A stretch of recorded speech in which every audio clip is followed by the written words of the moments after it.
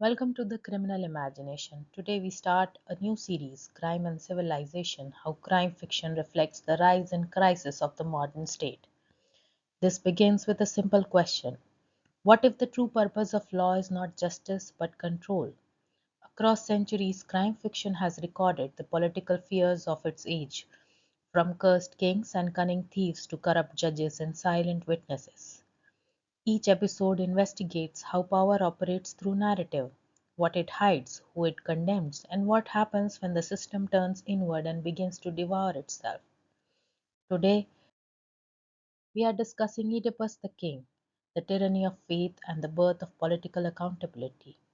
And we begin with the question: what if the criminal and the detective were the same man? What if the one who brings justice is unknowingly the cause of all suffering? This is not a modern noir. This is not pulp fiction. This is the oldest crime story in the Western canon. In Oedipus the King, Sophocles offers us not a courtroom drama, but a ritual of unmasking. And through the eyes of Friedrich Nietzsche, we understand it not as morality, but as myth, myth that wounds. This is the story of a man who sought truth and committed the ultimate crime simply by finding it. In The Birth of Tragedy, Friedrich Nietzsche talks about philosophical diagnosis as a warning and as a lament. In it, Nietzsche argues that ancient Greek tragedy was not merely a theatrical form but a metaphysical necessity, born from the clash of two forces: the Apollonian, order, reason, form, and the Dionysian, chaos, instinct, ecstasy. True tragedy, Nietzsche says, occurs when these forces collide and reveal the terrifying truths between human civilization. So, what does this have to do with the crime fiction? I say everything. Crime fiction at its most serious is not about whodunits. It's about the myth of order and the rupture that crime reveals in the heart of society. Like tragedy, great crime fiction confronts us with our most painful questions. What happens when the truth destroys the one who uncovers it? What if guilt lies not in the act but in the structure itself? And can justice exist without sacrifice?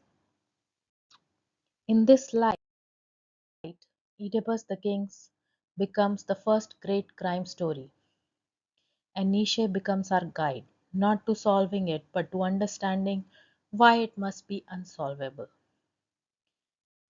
Let's go to Thebes. It is rotting, the crops have withered, the people are dying, the gods are silent, the priests speak of omens, and the citizens beg for order. Into this comes Oedipus, the solver of riddles, the hero of intellect, the king. He does not concern auguries. He launches an investigation. He seeks a murderer, the killer of the former king Laius, because prophecy says that until the blood is avenged, the nation will suffer. He vows to uncover the truth. I must bring what is dark to light. But Nietzsche warns us, light is not always redemptive. The desire to uncover, to expose, to know is not innocent. For Oedipus, the act of truth seeking becomes the very source of destruction. It is not murder that dooms him, it is epistemology. It is knowledge itself that damns the king. To understand the power of this story, we must remember the world in which it was written. 5th century Athens, an age of enlightenment. Democracy was emerging, trials, reason, and civic discourse were replacing the brutal dictates of monarchs. But Greek tragedy was not born of democracy.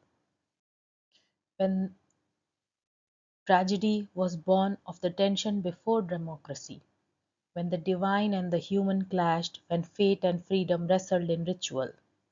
And Nietzsche reminds us, tragedy is not political theatre, it's sacred theatre. The Greeks did not attend plays to be entertained.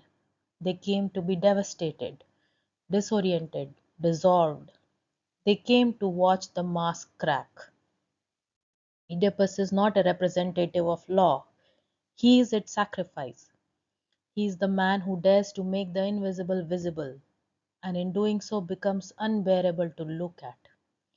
At first glance, Oedipus Rex looks like a crime story.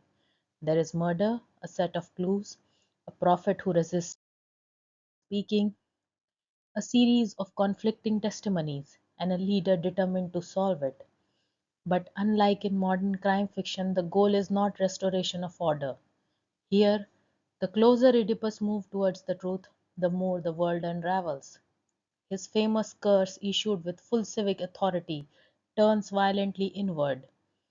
I curse myself as well. He sentences himself before knowing the crime. This is not irony, this is ritual logic. He has spoken the sentence that his soul already contains. In Nietzsche's term, this is not the tragedy of mistake, it is the tragedy of being. He is not punished because he did wrong, he is punished because he is what he is. He is a man who seeks, and therefore he must be broken. Oedipus blinds himself, not because the law demands it, not because the people rise against him, not because any worldly power compels it. He blinds himself because the truth has made sight impossible. Nietzsche tells us the tragic hero is beautiful only because he is doomed. Oedipus is not condemned by gods. He is not murdered by rivals. He is transfigured from ruler to ruin, from a man to myth. And in that self destruction lies his greatness.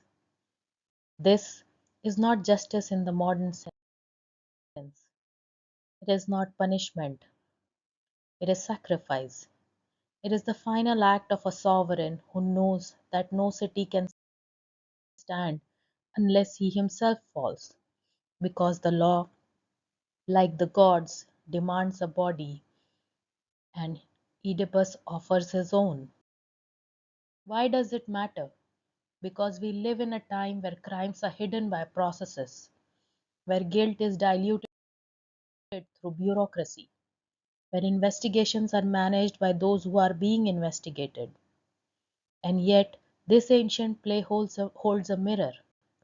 Oedipus does not spin, he does not evade, he does not delay.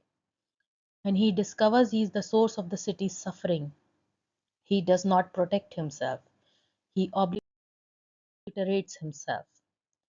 I myself pronounce this curse, I now lay it upon myself. What if modern power behaved this way? What if leaders enacted the full consequences of their own failures? What if the law were not a performance but a ritual of reckoning? This is the Nietzschean dream, or perhaps the Nietzschean nightmare. A politics not of guilt, but of sacred accountability. In Oedipus the king, the crime is not the act, it is the uncovering, the revelation, the unbearable knowledge of oneself. It is a story in which every step towards the truth is a step towards annihilation. It does not end with the order restored, it ends with a man broken open. And this, Nietzsche tells us, is the highest form of art. Because tragedy does not console, it does not redeem, it wounds. It shows us that even the noblest man, especially the noblest man, must pay the price for clarity. And in this, Oedipus Rex remains the most terrifying kind of crime story. Not because a man is punished, but because he is willing to punish himself for knowing. And here is the question for you to ponder for the next time. If Oedipus was doomed not by ignorance but by the pursuit of truth, then what does that mean for the modern state? Can power ever be innocent once it seeks to know? Let me know in the comments. Until next time, stay with us. We will discuss Herodotus, Rhampsinitus, and the Master Thief, a tale where crime is cleverness, justice is laughter, and power is outwitted not by destiny but by delight.